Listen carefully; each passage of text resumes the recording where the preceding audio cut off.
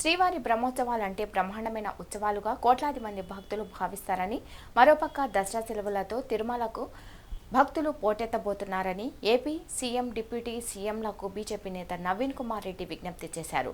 తిరుమల శ్రీవారి బ్రహ్మోత్సవాలు 4 రోజుల్లో ప్రారంభం కాబోతున్నాయని, శ్రీవారి భక్తుల రద్దీకి అనుగుణంగా నిర్ణయాలు తీసుకోవాలంటే టీటీడీ పాలక మండలి లేనందున టీటీడీ స్పెసిఫైడ్ అథారిటీ ద్వారా నిర్ణయాలు తీసుకుని భక్తులకు మెరుగైన సేవలు అందించవచ్చని అన్నారు.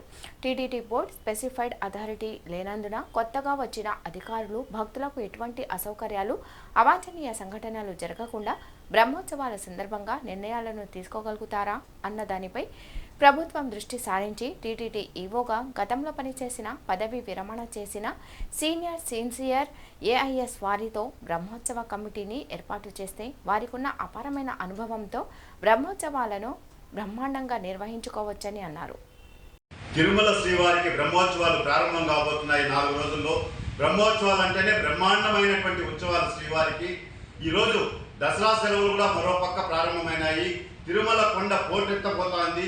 ముఖ్యంగా బ్రహ్మోత్సవాల సందర్భంగా ఇతర రాష్ట్రాల నుంచి, సుదూర ప్రాంతాల నుంచి లక్షలాది మంది భక్తులు తిరుమల కొండకు వస్తారు. అందులో గరుడ సేవనాథులు లక్షలాది మంది భక్తులు వచ్చే అవకాశాలు ఉన్నాయి. కాబట్టి ఈరోజు కొత్తగా టీటీడీకి ఈవో, అడిషనల్ ఈవో వచ్చారు కాబట్టి వాళ్ళు మొట్టమొదటిసారి బ్రహ్మోత్సవాలు చేయబోతున్నారు. కాబట్టి శ్రీవారికి వీళ్ళకి తోడుగా ఇతోధికంగా సహాయ సహకారాలు అందించేందుకు రాష్ట్ర ముఖ్యమంత్రి చంద్రబాబు నాయుడు గారు, పవన్ కళ్యాణ్ గారు శ్రీవారి భక్తులను దృష్టిలో పెట్టుకొని వెంటనే 24 గంటల్లో స్పెసిఫైడ్ అథారిటీని కానీ నియమించినట్లయితే ఒక సీనియర్ సిన్సియర్ ఐఏఎస్ అధికారులతో కూడినటువంటి ఒక బృందాన్ని, ఈరోజు పదవీ విరమణ చేసినటువంటి గతంలో పనిచేసినటువంటి ఈవోలు కూడా ఉన్నారు.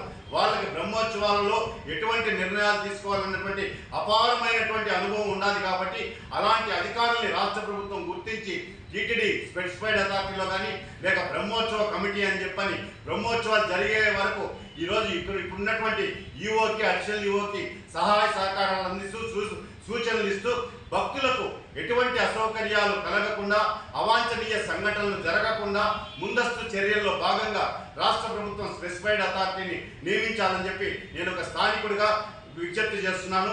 అదేవిధంగా తిరుమల కొండకు వచ్చే లక్షలాది మంది భక్తులకు వైకుంఠం క్యూ కాంప్లెక్స్లో కానీ, అన్నదాన సత్రంలో కానీ, అదేవిధంగా కళ్యాణ కట్టలో కానీ, అదేవిధంగా నడకదారి ఘాట్ రోడ్లో కానీ ఎటువంటి ట్రాఫిక్ అంతరాయం కలగకుండా, అసౌకర్యం కలగకుండా ముందస్తు చర్యల్లో భాగంగా అన్ని ఏర్పాట్లు సవ్యంగా సక్రమంగా బ్రహ్మోత్సవాలు నిర్వహించాలంటే ఖచ్చితంగా అపారమైనటువంటి అనుభవం కలిగినటువంటి సీనియర్ సిన్సియర్ ఐఏఎస్ అధికారులు స్పెసిఫైడ్ అథారిటీలో ఉండాలి. అలా అధికారులు నియమిస్తే స్వామివారి బ్రహ్మోత్సవాలు బ్రహ్మాండంగా జరిగేందుకు ఆస్కారం ఉంటుంది.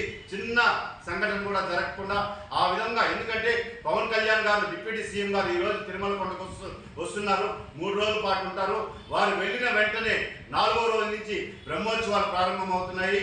ఆ రోజు ధ్వజారోహణంతో, ఆ రోజు రాత్రి ముఖ్యమంత్రి గారు కూడా తిరుమల కొండకు వస్తున్నారు. కాబట్టి ఇప్పటి నుంచే హడావుడి ప్రారంభమైంది. అధికారులు, అదేవిధంగా భక్తులు, ప్రజాప్రతినిధులు అందరూ కూడా తిరుమల కొండకు వస్తారు. కాబట్టి ఎటువంటి అసౌకర్యం కలగకుండా ఖచ్చితంగా 24 గంటల్లో స్పెసిఫైడ్ అథారిటీని నియమించాలని చెప్పని నేను రాష్ట్ర ముఖ్యమంత్రి గారికి విజ్ఞప్తి చేస్తున్నానండి.